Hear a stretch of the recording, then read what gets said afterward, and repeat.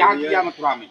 अब मध्यकाल के बाद ये बंद हो जाएगा, गाड़ी में हम लोग सफर करेंगे। जहाँ संध्या काली वहाँ अपना विश्राम लेंगे। ये संतगण अपने हाथों से भोजन बनाते हैं और सब संत मिलकर स्थान देवता का भोग निकाल के, गौ माता का भोग निकाल के उसको ग्रहण करते हैं। हाँ जी, वहीं मिलेंगे। और उसके बाद प्रातः ब्रह्म मुहूर्त में स्नान ध्यान करके भजन पूजा साधना करके फिर अपना इस प्रभात फेरी के लिए निकलते हैं।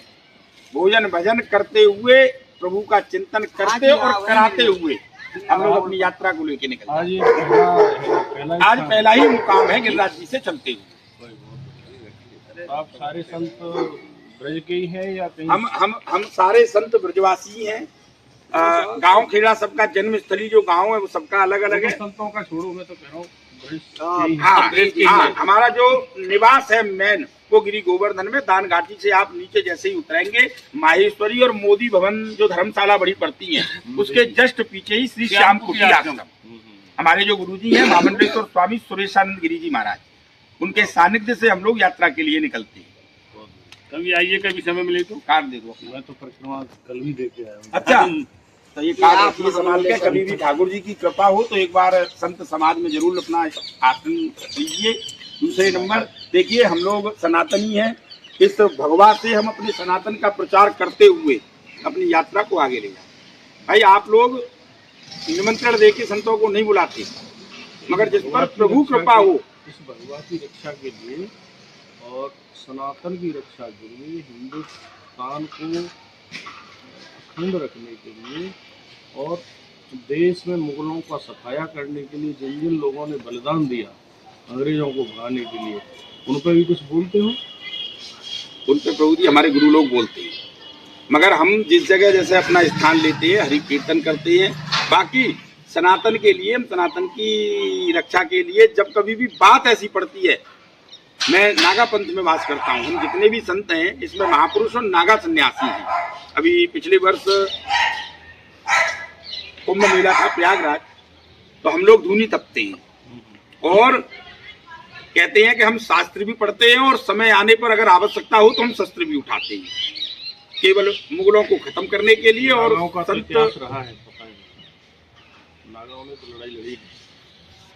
तो इस कीर्तन के साथ साथ मैं तो ये कहूँगा कि देश के लिए जिन्होंने बलिदान दिया, और सबसे ज्यादा सर्वश्रेष्ठ बलिदान ब्रज से ही दिया। ब्रज से पहला हिंदू रक्षक कोई हुआ तो गोकुला जाट था। गोकुला बिल्कुल 1970 में शरीर के 200 टुकड़े करके मुगल औरंगजेब जो क्रूर तानाशाह था, उसने आगरा के ये पुलिस थाना है ना, जहाँ पे पुलिस लाइन है, हाँ, आगरा, वहाँ पे अंतिम उनका सर काटा गया। तो इस तरह से जैसे सूरजमल, जवाहर सिंह, हाँ, एक राम की चाहर हुए ब्रज की रक्षा के लिए, ब्रज की रक्षा के हजारों लोगों ने अपने बलिदान दिए। तो ऐसे लोगों का जैसे उधर जाए हम अयोध्या की तरफ, एक वीर कुंवर सिंह हुए थे। हाँ, वीर कुंवर सिंह, जगदीशपुर एक जगह है और बक्सर जिले में, वो भी मुगलों से लड़े। हाँ, ऐसे जिन लोगों ने मुगलों से लड़ाई की है, उनके इतिहास कोई भी चीज में दोहराना को बताया करो। संत की वाणी से प्रभाव पड़ता है। सत्य है। हम जब सत्संग के माध्यम को लेकर के बैठते हैं, जहाँ जैसे कि हम अपने कीर्तन में निकल रहे हैं, जहाँ हमको समाज मिलता है अपना सनातनी खास करके, तो वहाँ हम उस प्रसंग को जरूर लाते हैं। यानी हमने क्या बताया कि हम देखिए सनातनी हैं, सनातन का प्रचार करना, उसकी रक्षा के लिए तत्पर रहना, ये हमारा और आपका मेन लक्ष्य होता है। अगर हम यही नहीं कर पाए तो फिर हमारा संन्यास लेना केवल और केवल नाम के लिए प्रथा है। साधना तो करते ही हैं। साधना बताइए, एकाग्र मन बुद्धि ध्यान चित्त से जो कि हम एकाग्र करते हैं, उसका बखान नहीं कर सकते। बाकी सनातन की रक्षा के लिए तो हम क्या बोलते हैं, हम 8 हों या 80 लोग हों, उनके सामने भी बोलते हैं, बात करते हैं। सनातन के लिए सर्वस्व समर्पण कर देना ही संन्यास है। एक संत की परिभाषा ये होनी चाहिए। बरोबर। कुछ लोग वृंदावन में और ब्रज में बहुत सारे कुछ लोग हैं ऐसे जो केवल धन अर्जन करने के लिए ही संन्यास समझ रहे हैं। हाँ, वो केवल ऐसे लोगों को भी समय समय पे और अपनी संत वाणी से उनको दूर रहने के लिए बोलते रहे। हाँ, इससे कुछ संत के वेश में नशा भी कर रहे हैं। करने वाले जैसे वृंदावन की परिक्रमाएं, गोवर्धन की परिक्रमाएं, और चिलम लगाते रहते हैं और भेष इस तरह का है, बरोबर, तो उससे समाज में गलत असर जाता ही है, इसका भी विरोध करते रहे। कर तो रहे। संत घूम घूम के भगवान राम ने, आप तो संत हैं, आपको तो मैं क्या बताऊं, रामायण को पढ़ते ही होंगे, पंपा सरोवर पर जब सीता जी को खोजते खोजते गए हैं, तो पंपा सरोवर पर दोनों भाइयों ने विश्राम किया है थोड़ी देर के लिए। और पंपा सरोवर ब्रह्मा जी की बनाई हुई सरोवर, हाँ, ब्रह्मा जी ने बनाया। तो वो सरोवर पे सभी देवताओं का निवास भी है। तो भगवान राम ने वहाँ यही कहा है, जीव और ईश्वर के और माया के लक्षण किए हैं, इस मायावी संसार में आके मैं भी इस माइक संसार में बंधा हुआ हूँ, माया से अलग में नहीं। ईश्वरी माया है, जो ईश्वर भी उसके अधीन है, उस माया में मैं घूम रहा हूँ। और इस माया में घूमते घूमते मनुष्य का जो लक्षण है, अब माया में अंदर बंधे रहना, इस लक्षण के स्वरूप में यहाँ पर घूम रहा हूँ। उसी समय जब ये बात चल रही थी, नारद जी भी आ गए वहाँ पे। ये प्रसंग अगर देखो तो देखना, मैंने तो पढ़ा है। तो नारद जी आए, नारद जी ने यही प्रश्न किया है कि प्रभु ये बताओ, मुझे ये स्वरूप क्यों दिया आपने, ये बताओ, मेरी शादी नहीं होगी।